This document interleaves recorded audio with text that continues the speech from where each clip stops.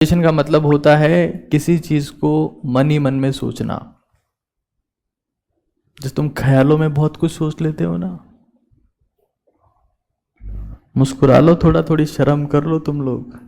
मुझे पता है तुम सब 12वीं पास हो, सारे खिलाड़ी लोग हो तुम। अभी भी नहीं हंसेंगे, आपको कैसे पता हम खिलाड़ी हैं?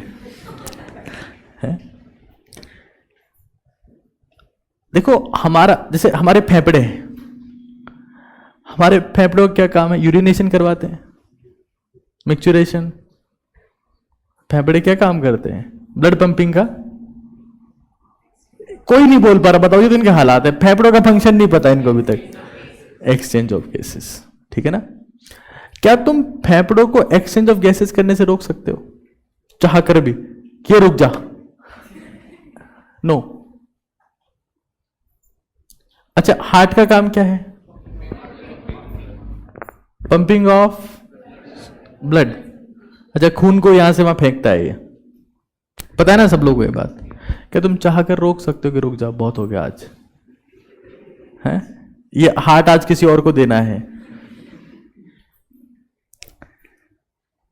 क्या रोक सकते हो? नहीं रोक सकते ना। अच्छा, दिमाग का क्या काम है? सर बाकी का तो पता नहीं, हमारा तो किसी काम में नहीं आता है ना। हाँ, हमको तो कुछ लगा ही नहीं सर ऐसा है भगवान ने टोपी पहना रखी, बट पता नहीं सर ये क्या क्या काम करता है। टेल मी, क्या काम आता है? थिंकिंग। हाँ, मतलब बॉडी को अल्टीमेटली ब्रेन ही कंट्रोल करता है, बट एक इसका मेजर पार्ट है थिंकिंग एंड प्लानिंग, है ना? सोच सकता है ये और प्लान कर सकता है कि इसको करना कैसे।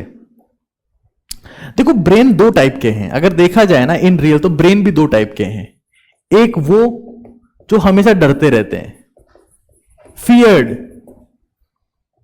कि उनके दिमाग में हमेशा नेगेटिव थिंकिंग ही आती रहेगी, मेरे साथ अब ये होने वाला है। मतलब अगर मान लो उनके हाथ में खुजली चल रही है ना, यहां गलती से, है ना, तो ये सोचेंगे इसमें सोरियासिस हो गया। खोपड़ी दुख गई मान लो किसी दिन गलती से, ना, हेडेक हो गया, ब्रेन ट्यूमर है मुझे, मरूंगा मैं। होता है कि नहीं होता ऐसा? कई लोग बहुत डरपोक होते हैं, वो डरते ही रहते हैं। वो पैदा क्यों है? डरने के लिए, उनका काम ही यही है। दूसरा ब्रेन जो सेकंड टाइप का है, ये करता है बिलीव कि मुझे जिंदगी में ये करना है, मैं इसके लिए प्लान कर रहा हूं, मैं इसके लिए सोच रहा हूं। और यही ब्रेन का वो टाइप है जो अचीव कर लेता है। ये इट विल फिनिश्ड। ये वो लोग हैं जो आज नहीं तो कल खत्म हो जाएंगे। डरने वाले लोग, जो डायलॉग है ना, जो डर गया वो मर गया, उसका मतलब समझ में आया कभी आपको? उस डायलॉग का मतलब यह है कि कोई सा भी शरीर अगर मानसिक तौर पर डर की स्थिति में आता है, तो उस शरीर में वो सारे हार्मोन्स स्रावित होने लगते हैं, सीक्रेट होने लगते हैं, जो बॉडी के सारे फंक्शंस को मिनिमाइज करने लगते हैं।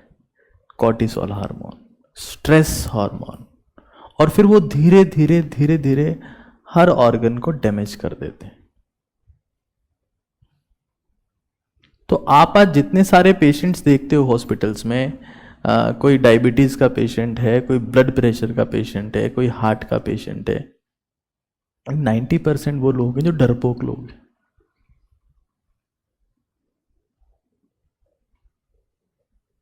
जो अपनी मेंटलिटी पे कंट्रोल नहीं कर पाए। साइकेट्री के बहुत सारे पेशेंट देखते हो आप लोग, कोई एंजाइटी में है, कोई डिप्रेशन में है, कोई फ्रस्ट्रेशन में है, किसी को क्या हो गया है, किसी को बाइपोलर डिसऑर्डर है, पता नहीं क्या क्या है। ये डरपोक लोग हैं। और डेवलपमेंट के प्रोसेस में हमारा दिमाग ऐसे डिजाइंड है कि हम डरेंगे, क्योंकि हम पहले जंगल में रहते थे, वहां शेर बघेरा सांप कभी भी आ सकता है। तो डरना हमारे नेचर में वाया ह्यूमन इवोल्यूशन के प्रोसेस में हमको मिला है।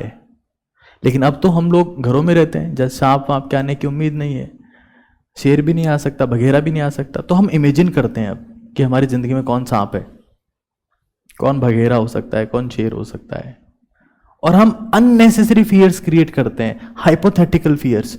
ये हो गया तो क्या होगा, फिर मम्मी क्या बोलेगी, तो पापा जान से मार डालेंगे, और पता नहीं क्या क्या हम लोग सोचते रहते हैं। पापा सोच रहे हैं मेरी बेटी क्या सोचेगी, मेरा बेटा क्या सोचेगा, उनको मैं क्या जवाब दूंगा, और घर में सब डरे हुए हैं। कोई कुछ नहीं कर रहा, कोई डरा हुआ दिमाग कुछ नहीं कर सकता, कुछ कर थोड़ा ना सकता है। वो जो डर रहा है वो भी तो काम कर रहा है, क्या डरने का। डरना मतलब being mentally handicapped with self efforts. आपका सर्टिफिकेट नहीं बना है, बाकी आप ऐसा पूरा प्रयास कर चुके हैं कि आप मेंटली हैंडिकेप्ड हैं। तो आपका ब्रेन आपको डराएगा, खत्म करेगा कि भाई ये नहीं, तू जीने लायक ही नहीं है, और उसी को अवॉइड करने के लिए मेमोराइजेशन है कि आप डेली बेसिस पर वो सोचना शुरू करें जो आपके सब्जेक्ट के काम का कंटेंट है। It can be anything. इतने साल पढ़े हो आप, कुछ तो आपको याद होगा। किसी चैप्टर का फॉर्मूला हो सकता है, कोई एक प्रोसेस हो सकती है, जैसे आप ग्लाइकोलाइसिस के बारे में सोच रहे हो। इससे परफेक्शन आता है, स्पीड बढ़ती है, नेगेटिव थिंकिंग खत्म होती है, ओवर थिंकिंग खत्म होती है, आपको कॉन्फिडेंस आता है।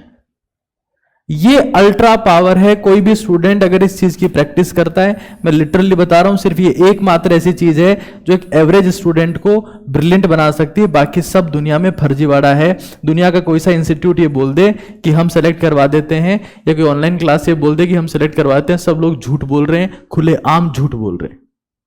अगर मैं ये बोल दूं कि सेल्सियस सेलेक्ट करवा देगा, झूठ है। मैं कह दूं कि मैं सेलेक्ट करवा दूंगा किसी को, सबसे बड़ा झूठ है। इससे बड़ा झूठ तो कुछ हो ही नहीं सकता। सेल्सियस ने इतने सारे सिलेक्शन करवा दिए, झूठ, बिल्कुल सच नहीं है। तो सबसे बड़ा झूठ है, बच्चा खुद सेलेक्ट होता है। तो ये सारी बातें झूठी है। सच्चाई यह है कि अगर आप में लड़ने की काबिलियत है, फियर को ओवरकम करने की ताकत है, मेमोराइज करने की पावर है, एक एवरेज स्टूडेंट तभी सक्सेसफुल होगा, मैं आपको फिर बता रहा हूं, जब वो मेमोराइज कर सकता है, क्लास में बैठ के कंसंट्रेट कर सकता है। इस क्लास में भी मैं देख पा रहा हूं कई बच्चे हिलडुल रहे हैं। कंसंट्रेशन के लिए एक शब्द यूज होता है, that word is known as stillness. Stillness, स्थिरता।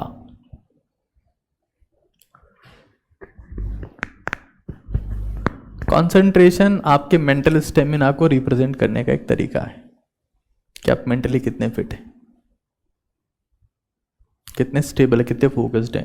क्योंकि फोकस के बाद चमत्कार शुरू होता है। सूरज पूरे दिन तपता रहे, चमकता रहे, कोई नीचे कागज जलता नहीं है, उसको फोकस करो, कंसंट्रेट कर दो लेंस से, कागज जलने लगेगा, तो ये चमत्कारित होगा, कंसंट्रेशन से होगा। और कंसंट्रेशन की शुरुआत होती है फिजिकली स्टेबल होने से।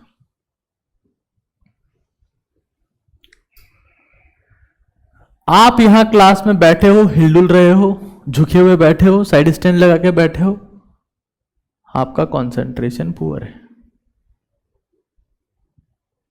कंसंट्रेशन की स्टेट का मतलब है you will be physically very stable, you are not moving at all. और सबसे बड़ी बात यह, सबसे बड़ी दिक्कत की बात यह है कि क्लासरूम के 6 घंटे को एक स्टूडेंट अपने टाइम टेबल में काउंट नहीं करता।